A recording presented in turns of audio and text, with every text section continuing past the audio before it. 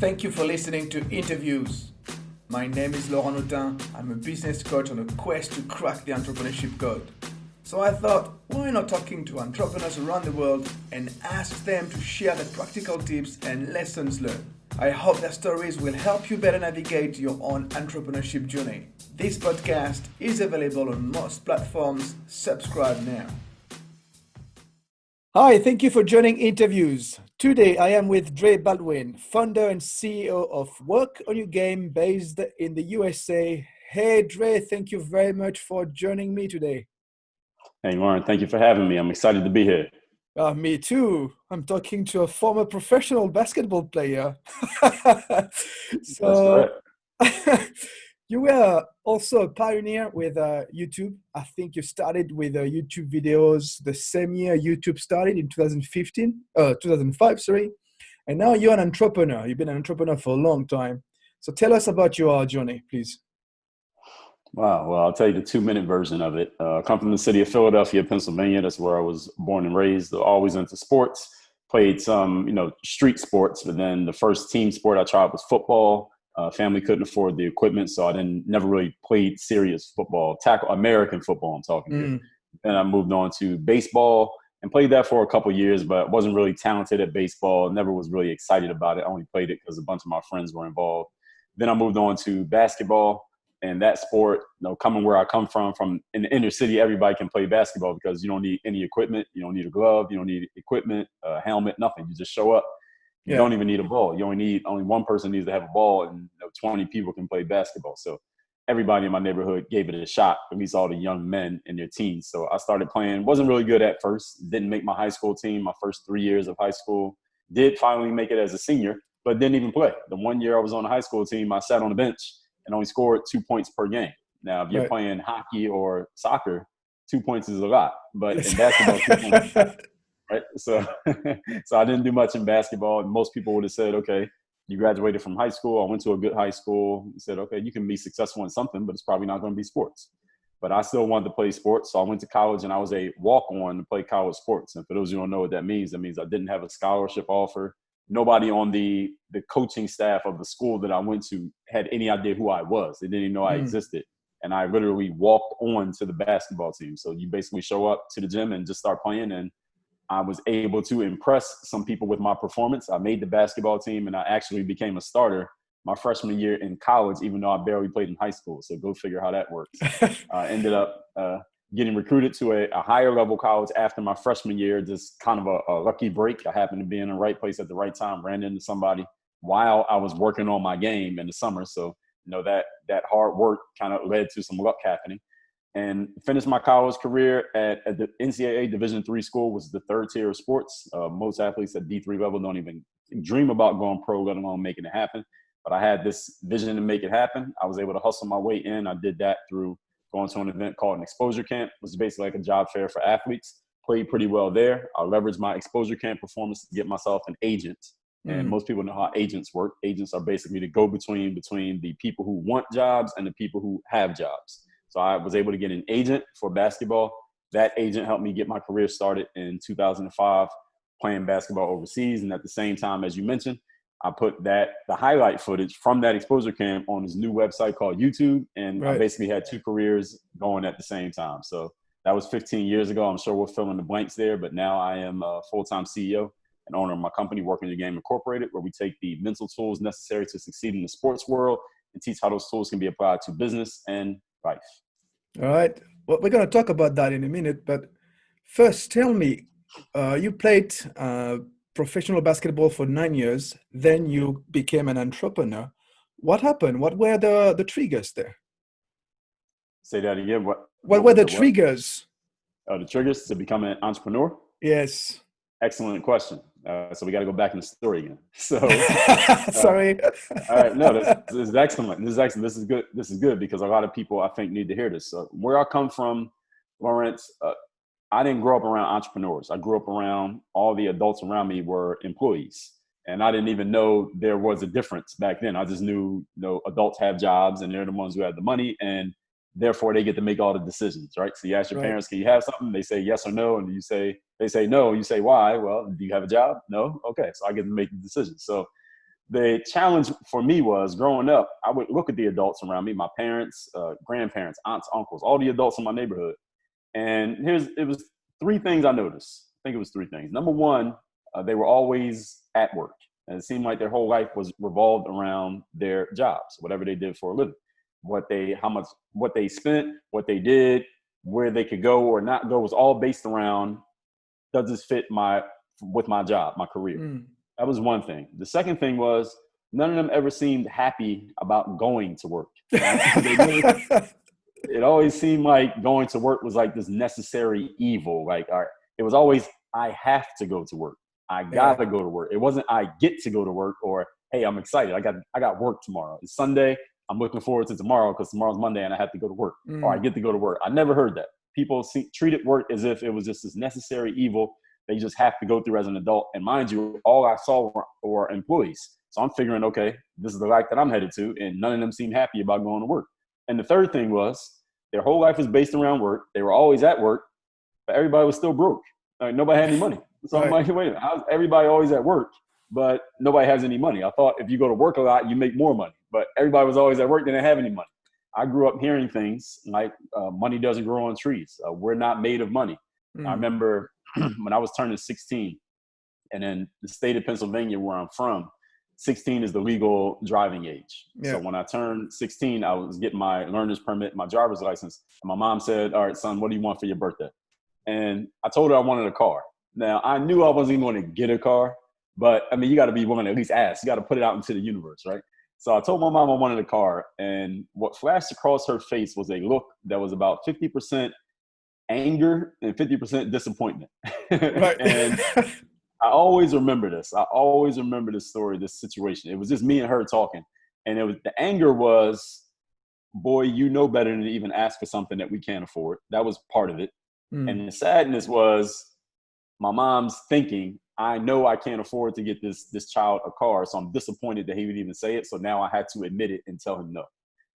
But the challenge with that is, as I got older, and somebody in the audience may be wondering right now the same thing I was wondering, how much does a car cost? We don't know. All right, you can get a car for $300 off of eBay, and you might spend $300,000 if you go to the dealership. So, but my mom had this in her mind. This is what she said. She said, we can't afford that. That was her answer. And the house that I grew up in, you don't question adults. So I didn't say anything, but I always had this in my mind. So I'm telling you all that to get to the point here. In 2001, I was in college, and I was walking across campus at the end of this semester, and on a bulletin board, and this is back before we had smartphones, on a bulletin board where people would post announcements and stuff, somebody had an announcement that said, you want to make some money on the side, unlimited income potential, make extra money as a college student, and their college students are broke. So I said, all right, I'll go. I'll grab the phone number. I went to the little meeting on campus. What it turned out to be was a network marketing opportunity. Now, I don't do network marketing, and I didn't stay in the industry, but I did go to a couple of the meetings. And people have there's a lot of mixed opinions on network marketing, I'm sure you know. But one of the great benefits that I got from just that little bit of exposure to network marketing was it was the first time in my life I had ever heard anyone just explain entrepreneurship. And they explained the concept of entrepreneurship, and it was very eye-opening to me because, and they would juxtapose entrepreneurship with being an employee. And when they described entrepreneurship, it was all new information. But when they described employees, I said, yep, those are the people that I know. I said, you know what? This is okay. It was like the heavens were parting because I'm like, okay, here's an opportunity for me to do something else with my life besides what I see the adults doing. Even though it didn't become network marketing, it opened my mind. The other thing that the network marketing opportunity did for me was that they started introducing me to personal development. And they started naming they would, after every meeting, they would say, go get the books outside. There would be a table outside of the meeting at the hotel with all these books. And they were introducing me to these authors I never heard of. Jim Rohn, Brian Tracy, Napoleon Hill, Robert Kiyosaki. I never heard of these people. And I started reading the books. And I remember I read the book, Rich Dad, Poor Dad. And about a third of the way into that book, I said, okay, now I understand that there are some adults out there who are actually happy to go to work. There are some adults out there who are at work all the time, but they actually do have money. They can go on vacations. They never tell their kids they can't afford something. They say, how can I afford it? I said, okay, there's a whole other world of people out here that I just don't know about. Now, mind you, this is pre-internet for those of you who are listening, the millennials who are listening. There was no internet now. So, Laurent, you know as well as I do back then you were limited to your physical environment. If you Mm-hmm. didn't know anybody else, you just knew what you knew. Nowadays, you can get information from anywhere. But when I read that book, Rich Dad, Poor Dad, that told me, this is about 20 years ago. I'm still in college. I said, this is what I'm going to do with my life. Now, I knew I was going to play sports first, but after sports was over, because we know sports don't go on forever, I knew no matter what I did in the sports world, eventually I'm going to do something else with the rest of my life. I knew it would be entrepreneurship after I read that book. And I had to give all that context so you understand Wow. why I was looking for it. So it sounds to me like you were really driven. Oh, yeah. I was kind of driven by the negative, Lauren. Right. Honestly, I was driven by the negative of seeing the adults that just they didn't seem happy and they didn't have anything. I never went on a vacation until I was the one paying for the vacation. That was the first vacation I went on. Never went on a family vacation. Parents never had anything extra. And there was always, no, we don't have money. We're not made of money. Just these cliche phrases that sound silly these days. But back then, people really use these phrases. And I'm like, that's not the life that I wanted to live. So I was just open. I was open looking for anything. And when I read that book, I said, all right, here it is. It exists. Right. So how did you come to the things that you do today? Like work your game? Was it based on these 9 years of playing basketball that it nurtured in you? Yes and no. I'll tell you where it actually came from. One of the main places it came from was on the other career, YouTube. So Right. I started posting these basketball videos. So I'm 2005 to 2009, let's say those first 4 years I was on YouTube. I would just post a video of me in a gym actually practicing basketball, shooting, dunking, dribbling, things like that. A lot of times I wasn't even talking on the video. It would just be me in a gym doing a workout. Nowadays, that's a normal thing. But back then, nobody was doing this. And I would always read and respond to the comments section. There would be comments, and this is a new thing, mind you. We're talking 2005. This is not a normal thing. And I would always respond to the comments, and players kind of got to know my background a little bit because I would respond to them and engage. And every once in a while, I'd make a video and say, all right, here's my background. So people keep asking me, all right, I'm from here. This happened in high school. This happened in college. Here's what I'm doing now. And players started, once they heard me speak, they knew I could play basketball. Once they heard me speak, they started asking me more questions. And they would ask me about the mental side of the game because they wanted to know. I wasn't even thinking about it, but they wanted to know. They say, Dre, what keeps you showing up to practice every day to work on your game by yourself? Because there were times during my career, Laurent, when I didn't have a contract to play professional basketball. I was a professional player, but I was a free agent, meaning I didn't have a deal at the time. But I would still go to the gym every day and work out. So players said, well, what keeps you working out every day, even though you don't even know when your next contract is coming? Or a player would say, Dre, I practice all the time too, but when I get in the game, when there's 1,000 people in the stands, I don't have the same level of confidence. How can I be as confident in front of people as I am by myself? Right. And then people would say, well, Dre, you got cut from your high school team 3 years in a row. Dre, I just got cut from my high school team. What did you think in your mind to keep yourself focused and continuing to try, even though you kept failing? Because I need that help right now. Or players would say to me, and over the years, I started to build up a little bit of a name online. And players started noticing that. People who were watching me started noticing, like, all right, this guy's getting a little bit popular off these videos. Again, before it was a normal thing to do. So players would ask me, well, Dre, how do you get started with this stuff? How do you get started, putting yourself out there, getting known or playing overseas? So in answering these 4 questions, I developed the framework, the foundation of what now we know is working your game. And it's discipline, showing up every day to do the work. Confidence, putting yourself out there boldly and authentically. Mental toughness, continuing to show up, doing the work, putting yourself out there, even when the success you're expected to achieve is yet to be achieved. And personal initiative, making things happen instead of waiting for things to happen. So that was the foundation of work on your game. And the next thing that happened, Laurent, was I started every Monday. I'm making basketball videos, put them out every single day online. I put out more content than anybody on this planet in the last 15 years. But every Monday, I started putting out this video called the Weekly Motivation.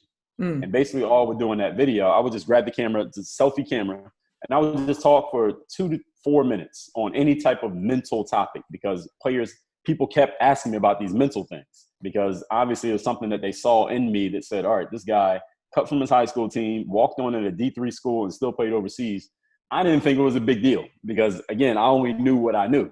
Yeah. But people were seeing that and they're like, that's interesting. So they wanted to know what was in this guy's mind. So I started talking about things. And what happened is people who didn't even play basketball started finding me online. and they said, Dre, listen, I'm not a basketball player, but I subscribe to your YouTube because I want to see that video you put out every Monday. And I want to let you know that the stuff you're talking about applies to life just as well as it applies to sports. And that planted the seed in my mind, Lawrence, that when I'm done with sports, I can do this, because I always love speaking. I like putting words together and being able to take what's in my head and codify it and be able to explain it to somebody else. I've always been into that. I didn't know there was a thing for it. I didn't know there was a such thing as professional speaking. We didn't have influencers or branding. We weren't even using the phrase content in 2005. All of these are new, right? Yeah. All of this is new stuff. So I didn't even know there was a possibility of that. But once I realized that there was, I said, okay, this is exactly what I'm going to do. So it was a little bit of obviously skill and me putting myself out there, but also a good amount of serendipity that I happened to come out of college at the exact time that the internet became the internet, and these democratized opportunities presented themselves to everybody. Yeah. That's a very interesting topic, because let's talk to the millennials now, because you and I, we're the generation before them. Like you said, when we were born, there was no internet. We had telephone with cords, crazy things. Right. And you find YouTube in 2005. You started posting the same year YouTube was created. Right. What changes have you seen? Because you're a big content creator. And now we see the Instagram, the TikTok, all these social media. How much of YouTube and social media has helped you build your business? How much? I mean, it's been pretty much everything. Not just YouTube, but it's been blogging. I was actually blogging in May of 2005 before I got on YouTube. My first foray into the internet was writing. And I've always been a big writer. To this day, I've written a bunch of books, and I still write to this very day. I basically use Instagram as a blog too. So I write long captions on my posts and things like that. So it was that, it was the video, and it was also audio. Nowadays we have podcasting. So I have an audio show. So I'm always getting on whatever platform is out there, whatever format is out there. So it's always been big for me. And most people who know me through the internet. I would say 99% of people who know my name know me from the internet. They never met me in person. They didn't just see me outside. So that's been the greatest thing about the internet. It allows all of us to kind of get our word out there. Whatever it is we want to do, we can speak our piece. So it's been, to answer your question, it's been pretty much everything. And did you know at that time that YouTube would become so big? No, absolutely not. I was just putting the video out because the reason I put my first video on YouTube is because when I went to that exposure camp, that job fair for athletes, they give you the footage of the games that you play in. So that footage was on a VHS tape. You remember VHS tape? Yes, I remember, yes. All right, so that footage was on a VHS tape. The reason I got on YouTube is because I know that you drop a VHS tape, you can lose it, it can get tangled up, it can get wet, and it gets destroyed. That footage was like the golden ticket to my basketball career. So I got it put on a data CD and put it on the computer on the internet, because I knew that you can't lose something that's on the internet. So that's the reason why I got on YouTube. And just randomly, people were finding that video and leaving comments on it, even though they had no idea who I was. So I realized that wow. All right, it wasn't me they were looking for. They were looking for help with basketball, and I happened to be the person who was supplying it. And then over the years, they started looking for me because I branded myself as the guy who's putting out basketball workouts. So that's how that happened. Wow. So you just surfed the wave of YouTube. Exactly. I was out at the right time. Yeah.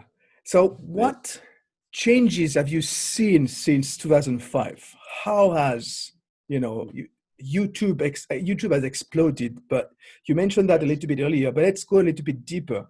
Because I really want people, the millennials, to understand how it was before and how, what it was before the internet and the social media to do business, and how it has changed everything now. How is it today to do business? Through YouTube specifically? Yeah, through YouTube or all the social media, based on your experience. Man, well, let's say 10 years ago, or even a little bit more than 10 years ago, it was a lot easier so many things. First of all, since there are so many people on social media these days, it's a very crowded space. It's very saturated. And nowadays you really want to carve out your niche. You know, not everybody's going to be just just generally famous, surface level famous. Right. You want to carve out a niche. And these days you can run your business just off of a niche audience, as long as you're specific enough as to what you're offering and people, buy into your system or your program, or you as the attractive character, whatever it is. Back then in 2008, 2009, I had very little competition. Back then, there were times I was putting out 4 and 5 videos a day because there was so much demand for my material. Right. But over time, as more and more people came into the game, I couldn't put out that much material because people wouldn't even see it. Back then, you had to apply and ask YouTube to run ads on your videos, believe it or not. Nowadays, you have to ask YouTube to stop running ads.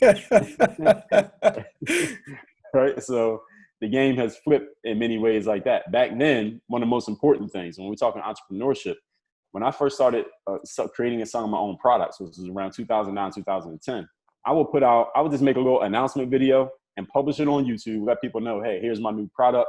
You can buy it at thiswebsite.com. And people would just go straight there. I'll put a link right in the description and people will click on that and go to my site and buy my stuff. YouTube was basically my lead generator. And I wasn't spending any money on advertising. I would just use YouTube to send people to my website. Then around 2014 or 15, YouTube changed their algorithm. And I think I was one of the main reasons they did it, because what the algorithm change was all about was we are going to reward, this is the words of YouTube, we will reward creators whose content keeps people on YouTube. So if your content is causing people to click away from YouTube, you will be penalized and we'll stop surfacing your content. So I had been using YouTube just to generate my own leads for years, and did thousands of transactions off of that. And then they did the marketers called the YouTube slap. So they gave the slap to all the people like me who were using YouTube to market and sell our own stuff.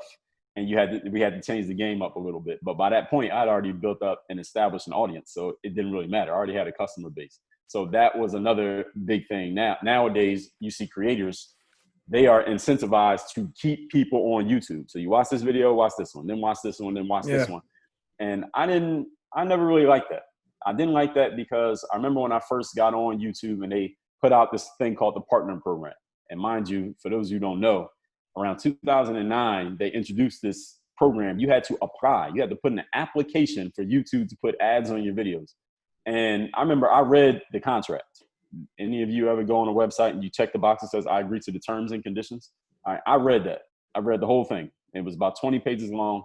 And I wanted to know the revenue split because they were not announcing it. It was not headline news there. Nowadays, everybody can just Google it. But back then you couldn't Google it because Google owns YouTube. So they didn't want everybody to know. Nowadays people know. But that revenue split was 45-55. So YouTube took 45% of your revenue and you got 55% of the revenue.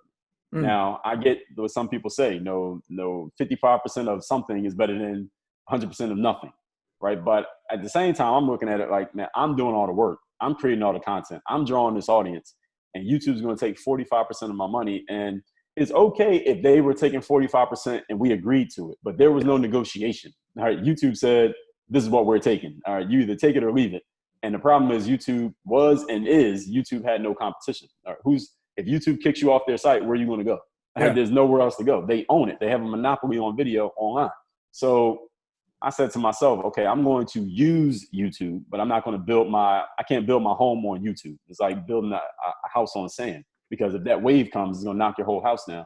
And the wave is they basically own your business. Like they own your leads. You don't have anybody's email address. You don't have their contact information. The only way you can interact with your audience is by publishing on their platform. They basically are the middleman and they own everything. And I didn't like that. I knew I needed to own my own. I knew I needed to have a list. I just inherently understood these things, even though I could not have explained them back then. So I said, I'm going to use YouTube for what it is, but I know I needed to build something of my own. So when you ask me about social media, period, I don't care if we're talking Facebook, Instagram, TikTok, YouTube, Twitter, even LinkedIn.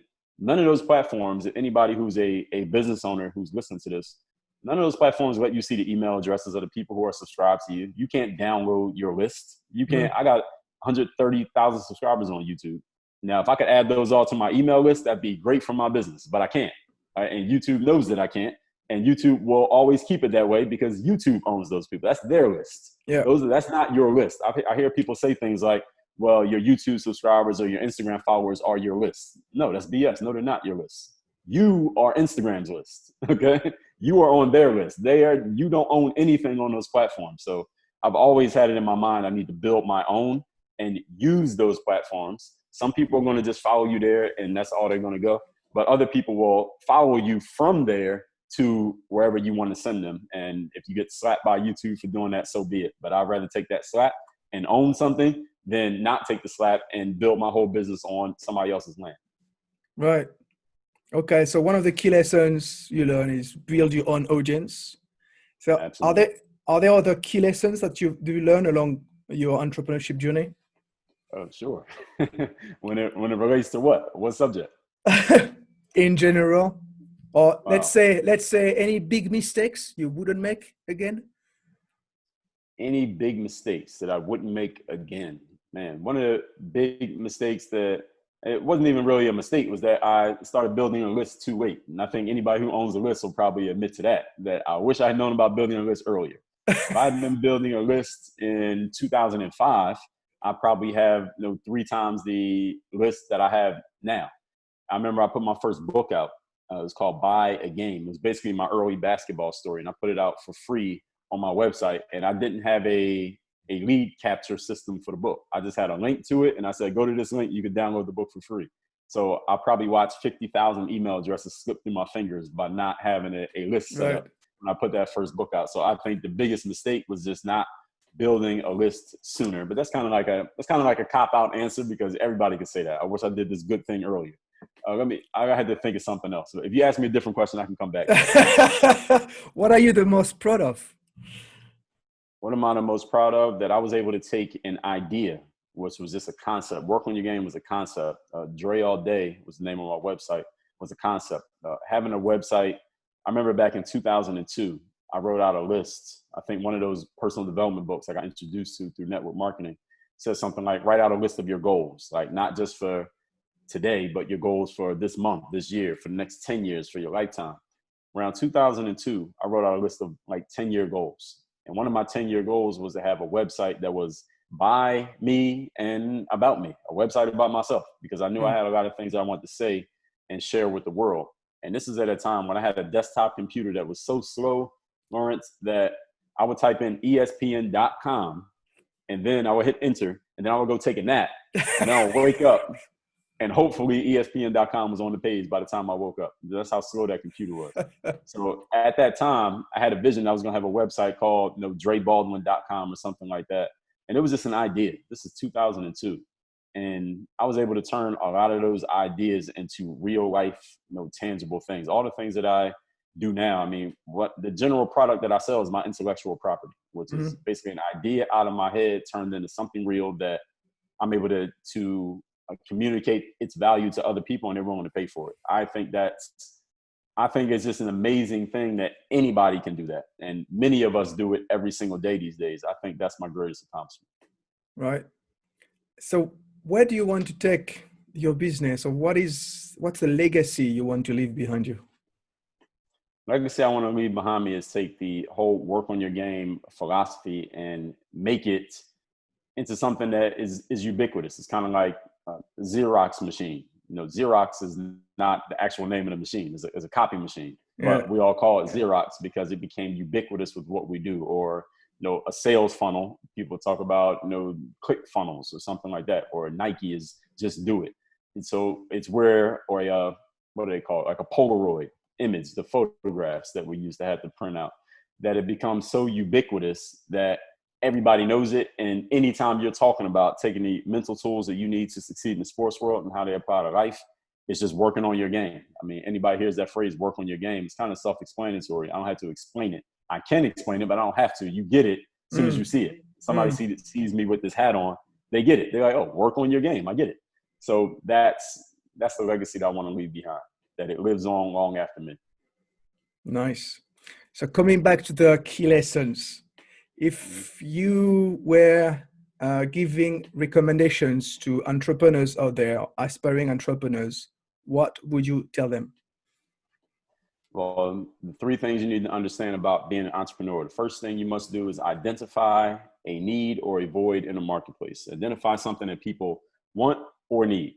Second thing is you must either create or acquire access to the solution. And the third thing is you let people know about it and you offer an exchange for the solution. So for example, if you recognize that people need transportation, need to get from point A to point B, but they don't have a way to get there. You can either build a car or you can get access to cars. You can go find somebody who has a car dealership and say, hey, I'll sell some of your cars. You give me a cut. We call that commission. I get people their cars. They're happy. You're happy. I'm happy. Everybody wins. Win-win-win situation.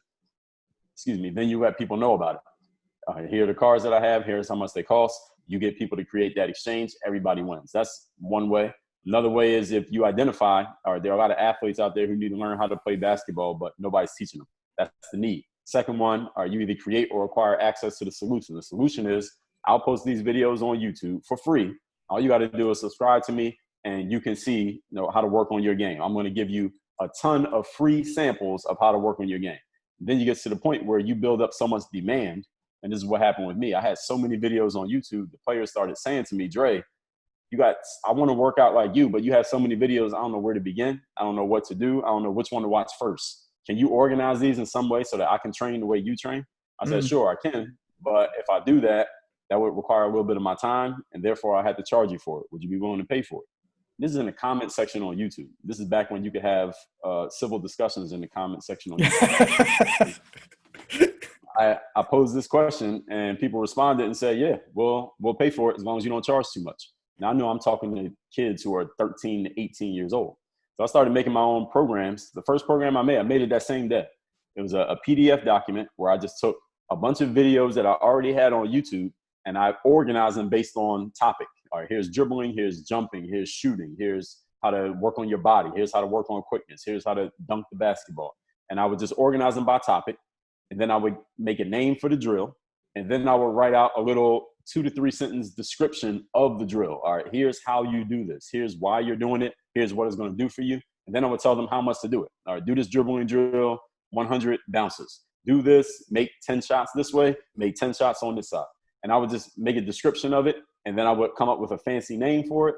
And I put it all together into a PDF document that was about maybe 10 pages long. And I said to people, hey, here's my new program. Here's the website you can get it on. It costs $4.99. And I remember I made my first sale. And this is back when, I don't know if you ever had the BlackBerry phone. You remember the BlackBerry? Yes. Yeah, I remember. So I had a BlackBerry phone in like 2009, right before I think before we switched over to the iPhone. And when you had a BlackBerry back then, if you got an email or a text message, there was this little red light at the top of the phone that would start blinking. And I remember the red light started blinking. It was maybe 10 o'clock at night. The light started blinking the day I put my first program out.